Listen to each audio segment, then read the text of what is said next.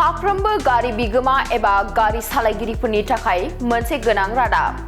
गारिनि होनो गोनां फाइनफोरखौ 31 मार्चनि गेजेरावनो होनो खावलायदों क'क्राझार जिल्ला हान्थामेला बिफाना।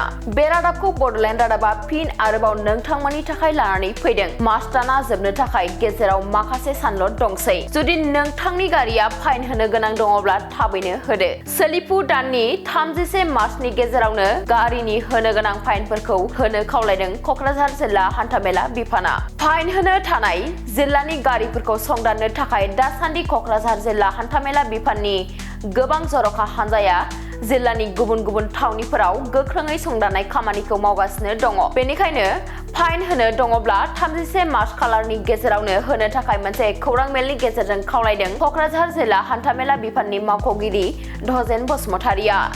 मानगोनां गारि बिगोमा बिथांमोनखौ मिथिहोनो आरो खावलायनो आं नागिरदों।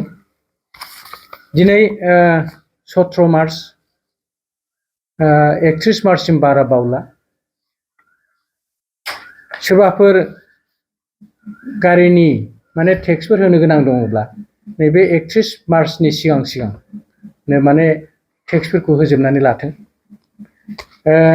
चेकिंआ बिराद जरदार सोलिगासिनो दं दा। जोंनानो नैबे हान्थामेला बिफाननिफ्राय ट्रेन्सपर्ट डिपार्टमेन्टनिफ्राय मोनबा ग्रुपआव जों राननानै खना खनला जों थाबायगासिनो दं। बेजों लोगोसे पुलिस बिफानाबो जिल्ला प्रसासननिफ्राय बिथोन होनाय जाखादों। बेफोरबायदि टेक्स होयि गारिखौ मोनोब्ला एक्सन लानांगौ होननानै। ओमफ्राय मोनसे बाथ्राया जाहैबाय टेक्स होयिनि थाखाय चेकिंआव डिटेक्ट जायोब्ला हमजायोब्ला चालान होयोब्ला बे फाइना बिराद बांसिन जायो, बिराद बुरजा जायो। ओमफ्राय गावनो गाव टेक्सखौ जमा होयोब्ला बै बांसिन फाइननिफ्राय गयो आरोखि। ओमफ्राय टेक्स होनायाथ' जेबो प्रब्लेम गैला, आजिखालि अनलाइनाव थांबानो जायो। कम्पिउटार सेन्टारफ्राव थांनानै होनैबानो जायो, आं गारिखौ नैबे एथ' नाम्बार गारियाव आंना टेक्स होनो गोनां दं, टेक्सखौ होना होदो। गाव रोङाब्ला, आरो गाव रोंबाथ' गावनि मबाइलजों जायो दा। ओमफ्राय जेरैबो जाथाराब्ला जोंनि अफिसाव फैदो। अफिस चेम्बारनि बाहेराव टेबोलाव सानै अफिस स्टाफआ रेगुलार जिरायनानै थाखायो। फैनानै सोंफैबानो जाबाय, नैबे गारिनि टेक्सखौ आं होनो नागिरदोंमोन, आं रोङाखै, गाइड खालामनांगौ। बिसोर मोजां बुजायनानै होगोन आरोखि। ओरैबायदि खालामदो, टेक्सखौ होदो। 31 थारिखनि सिगाङावनो जाहाथे टेक्सखौ होनाय जायो। बेहाय माल बोग्रा गारि, पेसेन्जार बोग्रा गारि, ओमफ्राय खायफाना प्राइभेट साखा खब्रै गारिफ्राबो टेक्स होनो गोनां दं। गाव एसे चेक खालामनानै नायथों जे आंनि गारिया टेक्स होनो गोनां दं नामा। आजिखालि बुबानो मोनो, अनलाइनाव चेक खालामबानो मोनो टेक्स होनो दं। खायफा बावनानै थायो, होनो गोसो दं खिन्थु बावनानै थायो। ओंखायनो आङो गोसोखांहोथावथाव आं खावलायनो नागिरदों बिथांमोना टेक्सखौ नैबे 31 थारिखनि सिगाङाव। आरो आं खनसे होनबावदों, 31 थारिखनि सिगां जाहाथे टेक्सखौ होजोबो। बिराद बुरजा दं, टेक्स होनो गोनां दं।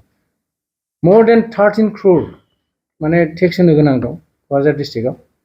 आं खावलायदों बिथांमोना जाहाथे गावबागाव माबाखौ टेक्सखौ होनानै लायो। गोजोन्थों। देखियाजुलि बाथासिपुर हालामनि रायजो राजाफोरनि थाखाय गोनांथार फोसावथाय।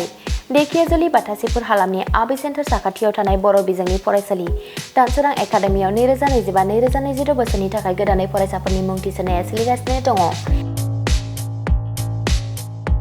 बे फरायसालियाव थाखो बिथराइनिफ्राय लानानै थाखो 9सिम मुं थिसननो हागोन। 2020 मायथाइयाव गायसनजानाय बे दानसोरां एकाडेमियाव नोंथांमोनहा नांगौ रोखोमनि फोरोंथायनि खाबुफोरखौ मोननो हागोन। जेरै फराफारि फोरोंनायनि अनगायैबो कम्पिउटार सोलोंनाय, गेलेनाय, आलादा थाखो फोरोंनाय जेरै इंराजि आरो हिन्दी आयदानि सायावबो जर'खायै फोरोंथाय होनाय जायो। बेनि अनगायैबो हौवासा आरो हिन्जावसाफोरनि थाखाय आलादा हस्टेल थानायनिबो खाबु दङ। बेजों लोगोसेनो फरायनायाव उन जानानै थानाय एबा गोसोआव लाखिनो हायै फरायसाफोरखौ आलादायै फोरोंनायनिबो खाबु होनाय जादों। मख'नो गोनांदि बिथराइ थाखोनि मुं थिसननायखौ बेसेन लायालासे थिसननाय जादों। बेनिखायनो गोसो गुदुं दिथागिरि नोंथांमोनहा गाव गावनि गथ'फोरखौ दानसोरां एकाडेमियाव मुं थिसननो गोसो दङब्ला थिसननो हागोन।